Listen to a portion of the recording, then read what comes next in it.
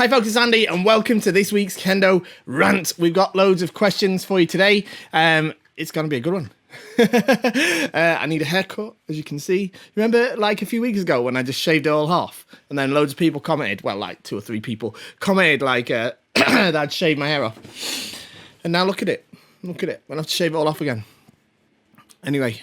I know that's what you're really here to talk about. Anyway, we'll get into these questions. Don't forget, like, share, subscribe, all the YouTube stuff. You know that. But when you hit subscribe, there's a little bell there. You've got to ring that bell. That's the Kendo bell. That exponentially increases your ability to improve at Kendo. All right? So don't be missing out. Don't be snoozing on that. Yeah? Ring the Kendo bell. Most importantly, if you like these videos, and I've got more videos coming, I've got a fantastic series of instructional videos already filmed. They're in the bank. They're just waiting to be edited and uploaded. If you want those to continue. If you like my new series on introducing the famous Kendo players, we've only done one so far, but there's more coming. Support the channel. Shop at KendoStar.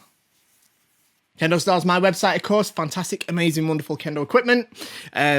Obviously, I'd say that because I own the place. But you can check out our Trustpilot rating. We're one of the highest rated online stores on Trustpilot, right? Not just Kendo stores. One of the highest rated e-commerce stores on Trustpilot. And that's based on a massive amount of reviews as well. It's not like 3 reviews. It's not like I just got my, my mum or something to go and write reviews. All right, so okay, let's get into this.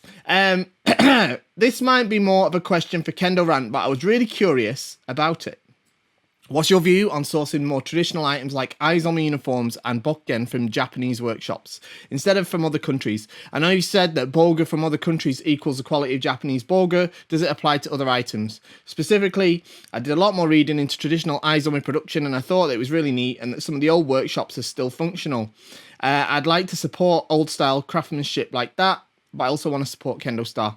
Also, do you know if modern Aizomi dye is still made from the leaf fermentation process or has chemically derived version been developed? All right, so what we're talking about here is, I've mentioned in videos before about sort of the made in Japan thing versus the sort of not made in Japan, and whether it really makes a big difference in quality. And for Bolga, for the most part, it doesn't necessarily. Now, there's some Bolga that's not made in Japan that's total rubbish, it's total junk. But there's also, there's very experienced, very high quality workshops outside of Japan as well now. They've been doing it for decades, like since, the sort of almost the beginning of Bolga production. So, the quality is the same almost for in some cases, and just especially depending on the workshop. Obviously the ones we use, we only use the best ones. So but what your question is like, what about other things like uniforms or what have you? The thing is right, you're talking about Aizomi, right? Aizomi is the traditional indigo dye, and it is still made from leaf fermentation, and a lot of the materials that we use, and it's not just us, lots of companies use, even when they don't make something necessarily in Japan, is they use Japanese materials and they move it over to their workshop and then they make it there. So you get the same quality materials, you get the same quality craftsmanship, but you don't necessarily have to pay 3 times the price for the same item. So yeah, there is that. Yeah, so you are still sort of supporting that. I like Japanese made bokken are generally better than the ones made overseas. The problem is there's a massive shortage of production. There was only sort of 3 or 4 workshops in Japan that made them, and the biggest one basically shut down a couple of years ago, basically overwhelming the next biggest one with the demand for them. So it's really difficult to get Japanese made bokken at the moment. So, and I don't think it's like a long-term thing either. The next generation of craftsmen just isn't there. Yeah, and this goes the same for Bolga, it goes the same for uniforms and everything else. Uniforms, yeah. Made in Japan uniforms are really, really nice. They're really nice. They're also extremely expensive. And again, they're very hard to come by because the workshops just aren't producing them in volume because they don't have the craftsmen to do it. So it's a balance, really. Realistically, you know, and the sort of made in Japan stuff, it's getting less and less, and you know, in some areas it's getting more and more. But like I say, the quality is sort of like that for a lot of it.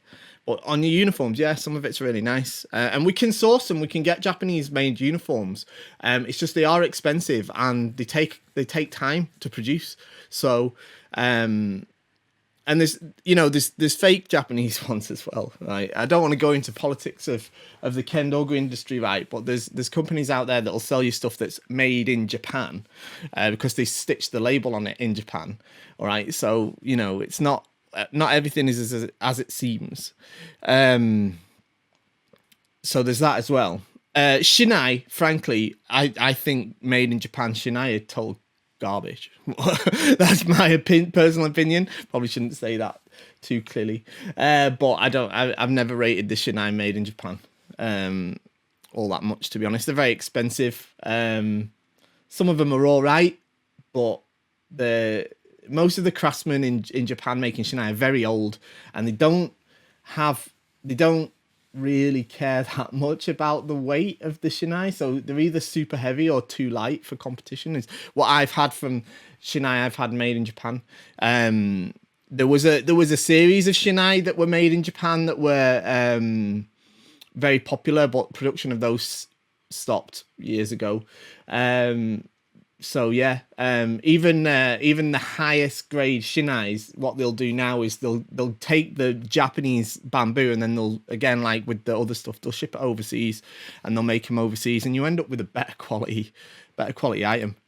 You know, the production of Shinai outside of Japan has happened for decades, and they're good at it. They're really good at it.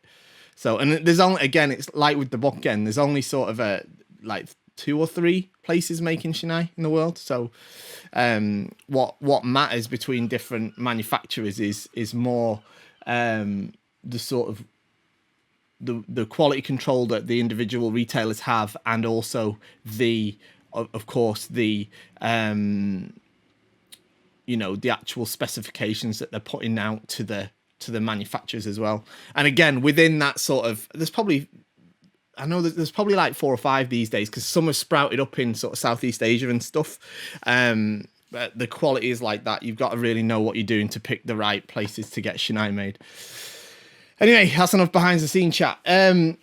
I have 2 questions for Kendo Rant. You've been asked many times about how to pass first dan and how to pass fourth dan. You've also done the great video series 0 to Shodan. Thank you very much. And great analysis video of how to pass fourth dan. Mentioned videos help me pass Shodan and Nidan as well. Good. My first question is how to pass Sandan. What would you recommend? Is there no big difference between Shodan and Nidan? If there's no big difference between Shodan and Nidan, then there is a gap between Nidan and Sandan, I believe. I know many Kendoka have failed third dan examination one or 2 times, and some gave up after that. The second question is, have you ever thought of doing a video series from Shodan to Yondan? Okay, so first question, how to pass Sandan. The criteria are pretty much the same for Sandan and Nidan. Yeah. The thing is you can still get through Nidan without having like properly fulfilling them all.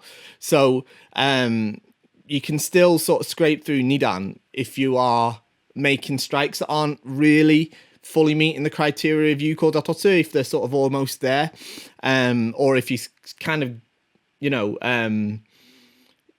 you're inconsistent about it, you can sort of get away with it. Shodan, really, you just need to make strikes with Fumikomi, right? And sort of Kentai no Ichi to some extent. And same to Nidan. And then Sandan, sorry. Yeah, you need to make sure, you need to be able to make strikes that are consistently meeting the criteria of Yuko Datotsu, and you need to be able to make them effectively against someone else who's trying to do the same at the same level as you. And that's why people fall off there at that level. You don't need anything particularly deep or difficult. You just need technical ability. Sandan is a technical exam.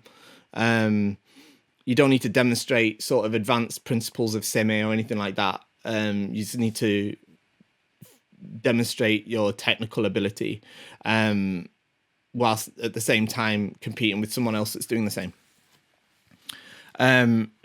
So yeah, it is a big drop off point, because it's the last point where we have to sort of look at it and say, yes, that person has sort of got a good grasp of the basics, and the stuff that we can sort of let slide for Nidan, we can't for Sandan, because that's the last time we're going to really grade you on the basics. And in terms of doing a video series Shodan to Yondan, no, I'm more likely to do a video Sandan to Yondan, because that's the next biggest step, because that's where it transitions from being just about a technical points and into looking at things like datotsu no kikai, the opportunity for striking, to some extent seme, and stuff like that. But it's a difficult one to do. I mean, you know, I keep combing my hair because it's so overgrown. You know, but you know, you'd be better looking at like the analysis videos that I've done where I've looked at Yondan gradings. Next one. Hi Andy, I've got a question for Kendo Rant. How would you recommend learning Japanese? I'm from the UK and would love to do some Kendo gradings in Japan, and I figured it'd be a lot easier to be able to understand and speak the language. I've had a go on apps like Duolingo before, and I can't quite get my head around kanji or hiragana. Right, yeah, I mean, it's a difficult one for me to answer, because although I learned to speak Japanese by moving there. I wasn't really good at studying. I'm not very good at sitting down with a book and studying. I didn't even bother with like trying to learn from a book. I did at the very start before I moved to Japan. I got a book series called Japanese for Busy People, which I thought was quite good. There was 3 books. I don't know if they still make it or not. And I worked through them. But like, it only gave me a very, very basic cursory introduction to being able to speak Japanese. But yeah, you need to learn hiragana and katakana before kanji. Kanji are very difficult.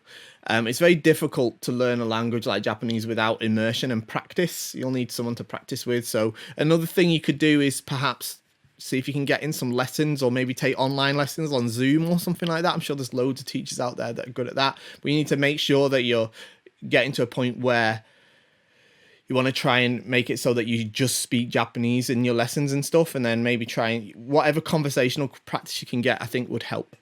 And in terms of doing gradings in Japan, yeah, it will help if you understand Japanese. You won't need it specifically for the grading necessarily, as most gradings allow you to do the questions in English, but so that you understand what the hell's going on, it's definitely going to help you if you can understand some Japanese. Next one, what's your favorite kamae other than Chudan no kamae? Jordan, maybe. Yeah, that'll do. Hi Andy, in your personal experience, how much does knowing who or which teams you're possibly facing in Shiai factor into a team's training plan? For example, more anti-Jordan training because so-and-so's team has a Jordan player, or that specific Kenshi is well known for this waza. So for the overall sort of theme of like if I was training a team, like from this in the sort of day-to-day training, I'd just have a very balanced sort of practice regimen or menu, whatever you want to call it, a training plan that probably focuses heavily around kirikaishi and kakari geiko and probably oikomi geiko. But if it was like a couple of weeks before a shiai or something, and the sort of details of the tournament had come out, like especially like you know, if it was like a big tournament like a Europeans or World Championships, often the tournament tree comes out in advance. Or if it was like in Japan, for example, with the kids, we'd often have like a rival club that we might often meet in the Shiai, like at the same sort of point, you know, from either the same area or something like that. And if then at that point, I'd probably start to think, well, you know, okay, they've got a really good Jordan player.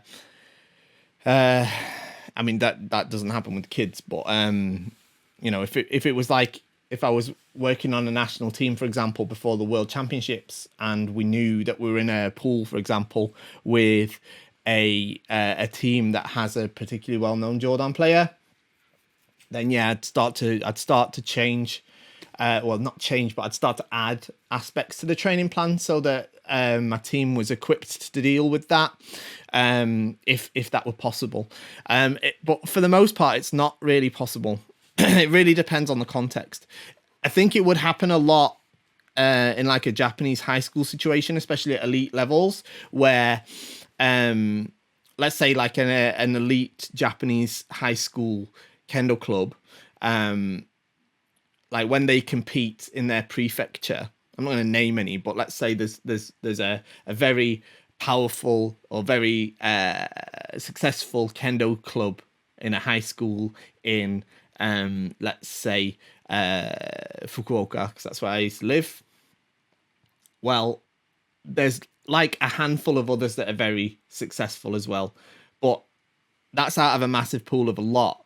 So they know that if they're going to enter a tournament that's at a prefectural level, they know that the chances are at some point they're going to go against this school, this school, this school, and or this school.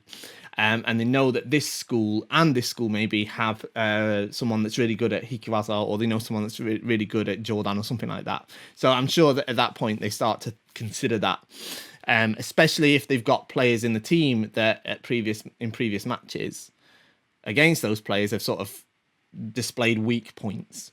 So they do that as well. Next one. Hi Andy, I'm currently 4th Q, started at 5th, and while I train in loads of different more advanced waza, I was wondering if there were any that's worth ignoring or not thinking about until the Dan grades. In other words, are there any waza that, while efficient in training, serve more as a distraction at earlier grades? Also, while I respect the need for kata and enjoy doing them, I was wondering if there are any practical use for one's kendo performance. Thanks. Okay, so the first part of the question is, do you know, although you're practicing lots of different waza and techniques, is there any you need to sort of not worry about too much? Yeah, most of them. Don't worry about oji waza, all right? Don't worry about oji waza until you're nidan, all right? And then don't worry about it that much. Really, it's easy to say this, and less easy to actually do it in reality. But oji waza isn't something you'll want to focus heavily on in your kendo practice until like 5th dan. I mean, you need to learn how to use it along the way, and there's, especially if you enter tournaments, there'll be times when you have to apply oji waza, but learning the sort of proper concept of how to apply oji waza is something that comes quite a lot later. And I'd say the same for kata as well. So I'll come back to the kata in a sec, but just focus on shikake waza, yeah, at least until nidan, right? Just men and kote, right? Kote men, maybe, yeah. And you notice I didn't say do, because like do shikake waza is basically like non-existent. It's not, before you get mad, but it's also not. It's not wrong to say that either. It's not a popular technique. It's unusual. In terms of kata, yeah, you get more practical benefit out of kata practice later in your kendo career, after sort of 5th dan level, where it starts to make a little bit more sense as to what's going on underneath the surface. But for the time being, I just focus on remembering the forms. Don't worry about trying to implement it into your actual kendo. Next one, some real what if basic things. Is it possible to tighten your shinai tsuru? I'm aware that if that you are to have your tsuru tightened so that you can't easily lift it with 2 fingers stacked horizontally, and the tsuru make a lovely note if plucked. However, some shinai have tightened so much that the tsuru no longer makes a sound. Right, the sound it makes when you pluck the tsuru is totally irrelevant. That's not a metric for figuring out if the shinai is tight enough or not, like, because that's super objective. But yeah, you can tighten the tsuru. There's a video I've got called Shinai Maintenance, I think, and I teach you how to untie and retie the Shinai and just tighten it up. It needs to be quite tight, yeah, pretty tight actually. But don't worry about what kind of noise it makes. Just yeah, when you sort of pluck it with your finger, it should feel tight. Okay. Next one. Your opinion, Sensei, about Tayata in front of the face and not to the chest. I think it's not gentle kendo, but my opponent have to move back after receive my Tayata to his face. So that's move, give the distance to do Hikiwaza. Domo arigato, Sensei. Right, don't do Tayata to someone's face. It's dangerous. It's not kendo. You can get handsoku for it. Right, don't do that. That's not Tayatari. Tayatari isn't to bash someone in the face with your fists. That's punching. And Tayata is not done to the chest either. It's the hips come together actually. I've got a video coming out soon. One of the videos I filmed recently was about how to correctly do Tayatari because it's done so incorrectly all the time. But no, you shouldn't do Tayatari to someone's face. And I know it might, you might feel like it helps you create the opportunity, but that's because you've not done it with opponents that are very skilled, right? It's like, you know, and it's not nice. It's quite dangerous. So don't do that. All right. Hi Andy. I hope you and your family are well. Yes, thank you. I was doing some reading and came across Makowaza. As it's not featured to my knowledge in the Kihon, I couldn't really find much more in-depth information other than sort of hook with the Shinai to rotate the opponent's Shinai, create an opportunity or disarm them. I'm rather curious of this and its technique. Do you have any advice or tips regarding such technique? Many thanks. As always, for the knowledge you can share. Okay, no problem. The Makowaza, mako means to wrap. So you have makizushi, type of sushi, yeah, when it's rolled into a roll, yeah, it's wrapped in or rolled. So it's the same with Makowaza is when you take your shinai and you roll it like that, you kind of like that. So sometimes you can do that and then use that to sort of break their kamae so you can make a strike. And sometimes if you do it well enough, and especially if they've got a very loose grip, they might let go of the shinai. There's lots of videos of that. It's not super useful. I mean, you know, people like it because it kind of looks flashy. And they're like, oh yeah, I'm so cool, I just disarmed that guy. It's like, you know, I guess it makes you feel like a Jedi or something. But it's not that useful. There's much more useful waza. So I wouldn't get too caught up in it. It's got some situational uses against specific opponents, but it's not like a waza that's like you're going to bring up every shiai. Hi Andy, do you have any washing advice with the synthetic hakama? I put them in a garment bag, but the agitation of the washer causes the hemo to tangle themselves into knots. The latest time, I folded them into bundles and tied them off, and that helped a bit, but they still came undone and tangled. Is there anything I can do to stop that happening, or is it just the price you pay for convenience? Thanks as always. I've never experienced that. If you put it inside like a net, then I mean, if they're actually tying into knots, I mean, maybe you've got little gremlins inside your washing machine that's tying them up or something. I don't know. I've never experienced that. Maybe try them in a smaller bag, like a washing net or something. Maybe try a smaller one. But yeah, I haven't massively experienced it, but you know, if all you've got to do is untangle them a bit, it's worth the trade-off, right? Next one. Hi Andy, usually the choice of shinai is considered a personal choice, yes. But can you point out some advantages and disadvantages by facts about different scat? Thick versus thin, long versus shorter, and so on. Cheers. There's no advantage or disadvantage. It's completely a personal choice. It would be completely incorrect to say a thicker scar has disadvantage over a thinner scar.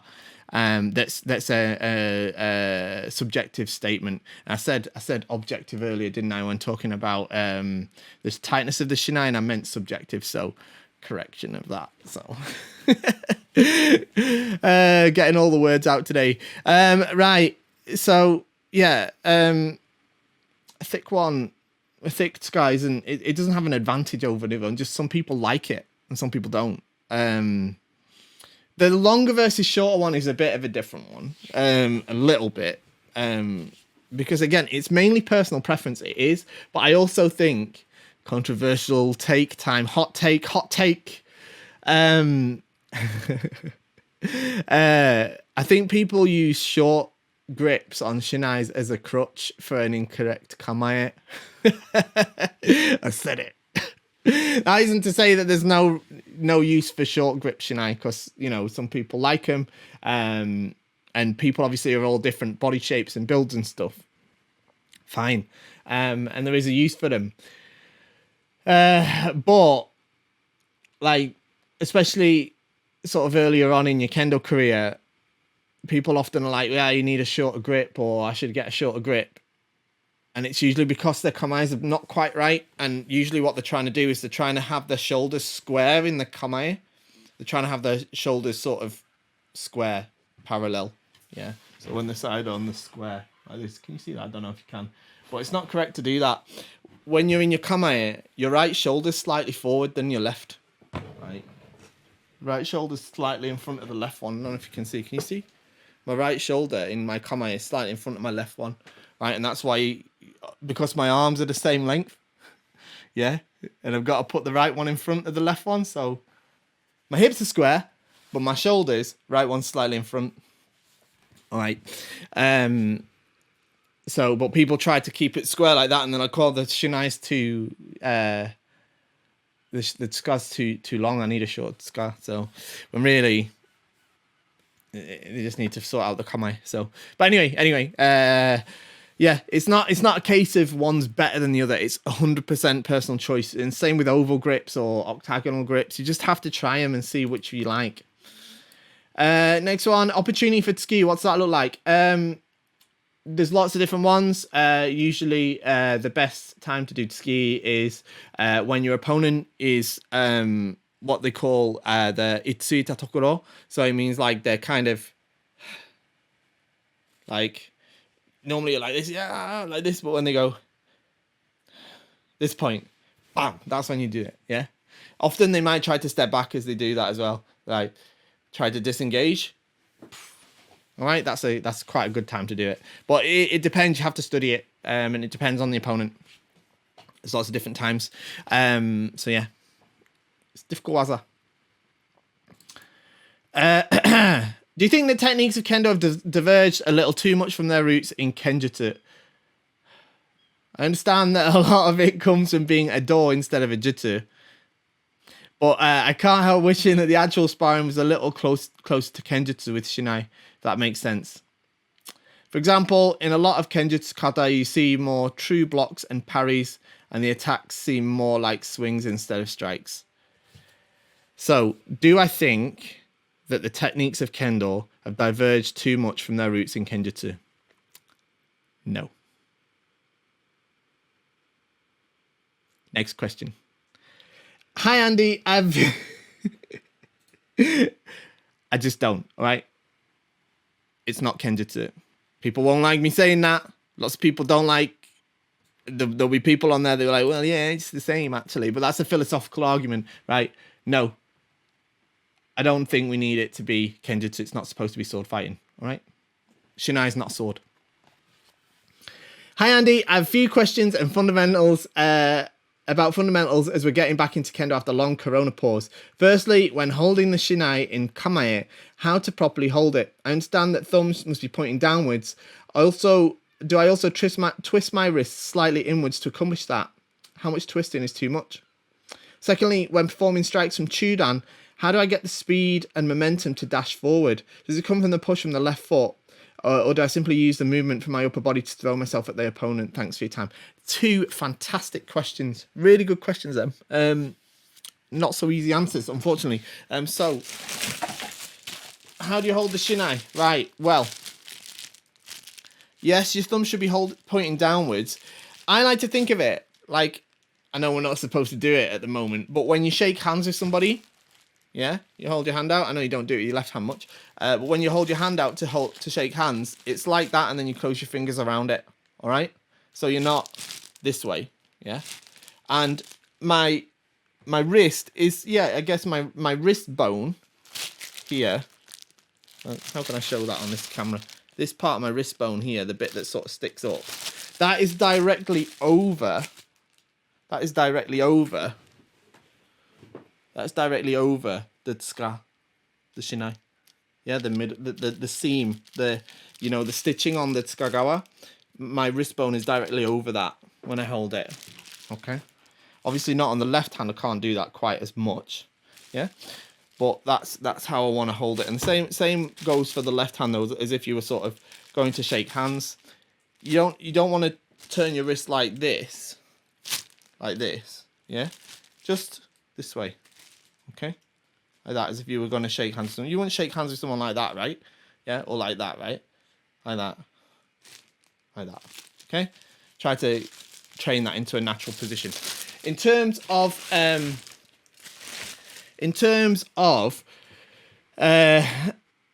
do you get the momentum to dash forward? It's definitely from the push from your left foot. So what you have to make sure that your feet aren't too far apart. Get your left foot up to your right heel.